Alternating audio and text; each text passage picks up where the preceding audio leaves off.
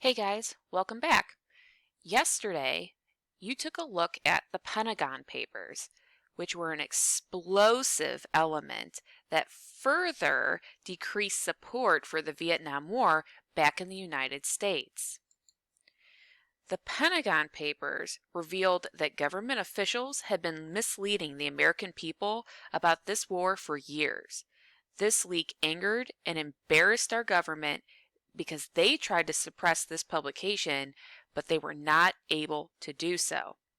Daniel Ellsberg, who had been an official at the Department of Defense, leaked these papers to the press. He had been a supporter of the war originally, but after he had spent time in Vietnam, he realized that most people over there, including everybody in South Vietnam, did not want the U.S. backed government there. Nobody wanted U.S. involvement. So the Pentagon Papers showed that the United States had been lying about what we were doing over there and our popularity. We were not popular in South Vietnam. Many Vietnamese people even liked the South Vietnamese government. So the Pentagon Papers further decreased the support for this war back at home.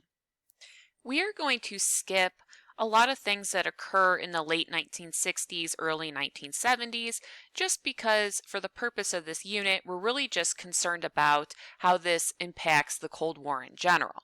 So we do need to wrap up the Vietnam War.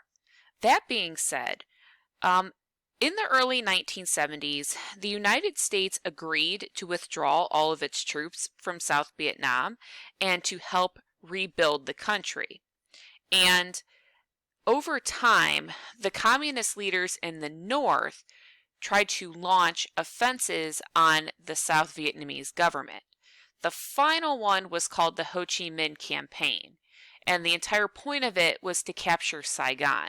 So Saigon was the capital of South Vietnam. And North Vietnam is successful in doing this in the spring of 1975. And so once Saigon falls to North Vietnam, this is going to end the Vietnamese War like once and for all. Now, the United States had pulled out by this time, and our soldiers had gone home by now, but this is the official ending of the war. So U.S. involvement had previously ended, but this is when the whole thing is completely done. So Vietnam is thus united under one government, a communist one, and it is one of the last remaining communist countries that still exists in the world. So the legacy of Vietnam is quite explosive. You see, even after this war ends, it remains a subject of great controversy for America. Many hawks, and if you recall, a hawk is somebody that supported the war, continued to insist that the war could have been won if the United States had employed more military power. They also blamed the anti-war movement at home for destroying American morale. Doves, people against the Vietnam War, countered that the North Vietnamese had displayed incredible resiliency and that an increase in military force would have resulted only in a continuing stalemate.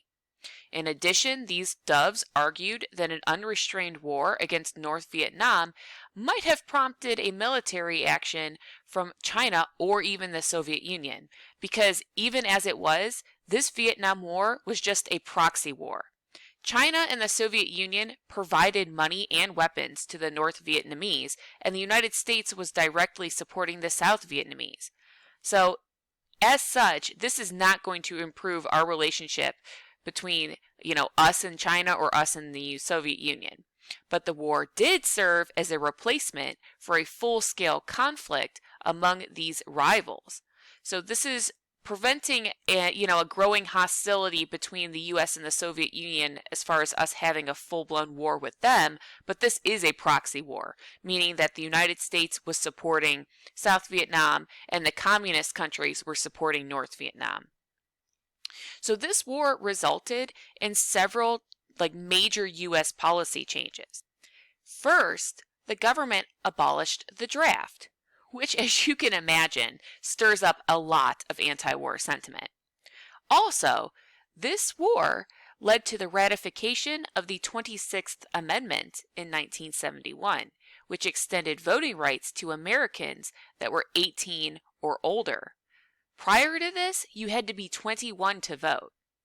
During the war, young people had protested that the unfairness of being drafted and sent to war was ridiculous if they could not vote. So people were upset that they were being drafted and forced to go fight in this war, but they were too young to vote. So after the war, our country also took steps to curb the president's war-making powers.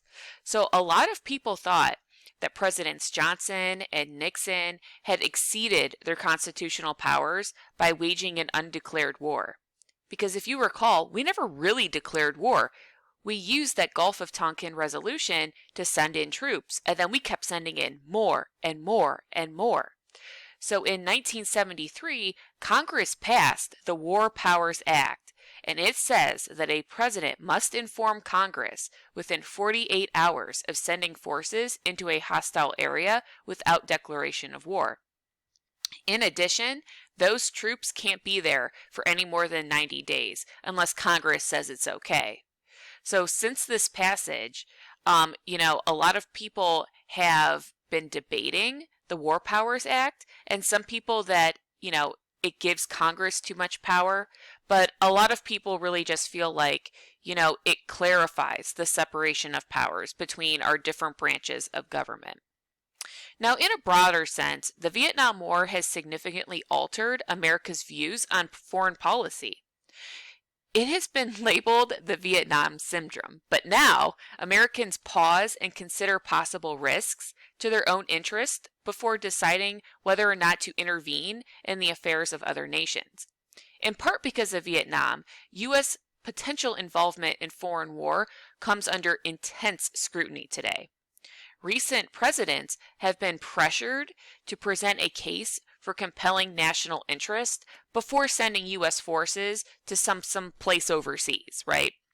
So finally, this war contributed to an overall cynicism among Americans about their government and their political leaders that still persists today.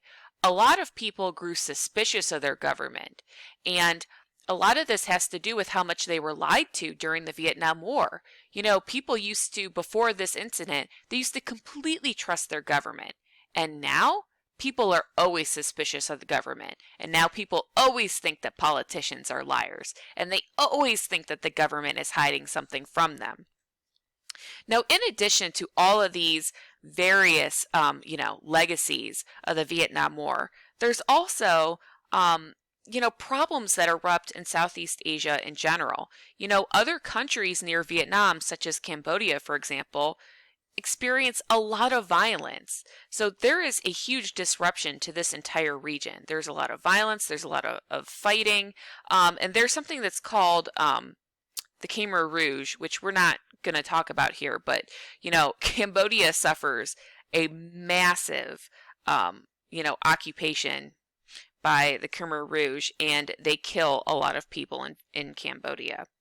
Also, as far as Southeast Asia is concerned, they do suffer the effects of massive bombing campaigns. So, their landscape is destroyed. A lot of people suffer, severe chromosomal damage from all of the Ancient Orange that was being dropped on them.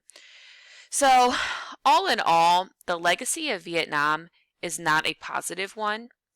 And a lot of people that even fought in Vietnam came back and were not welcomed home by the general public. Like a lot of the soldiers that returned, people were not even nice to them because they hated the Vietnam War, and so they didn't like the soldiers that were forced to fight in it. So all in all, there are a ton of different effects of the Vietnam War, such as us abolishing the military draft, the War Powers Act, forcing Congress to approve wars, the fact that people don't trust their government anymore, the fact that we are now more careful when it comes to waging, war on places that are overseas and getting involved in their affairs. Other legacies include the environmental damage that we did to Southeast Asia.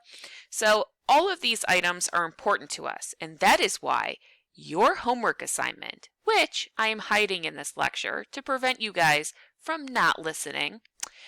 Your homework assignment is to make a chart, and it could be a web, it could be a brainstorming diagram, any way that you want to make it. But you are to make a chart, and I want you to explain the different effects of the Vietnam War. So for example, you could say the legacy of Vietnam, and then number 1, the government abolishes the military draft. Well, why is that a big deal? I would like you guys to have at least 5 effects of the Vietnam War on this homework assignment. And please, email me if you guys have questions. Good luck!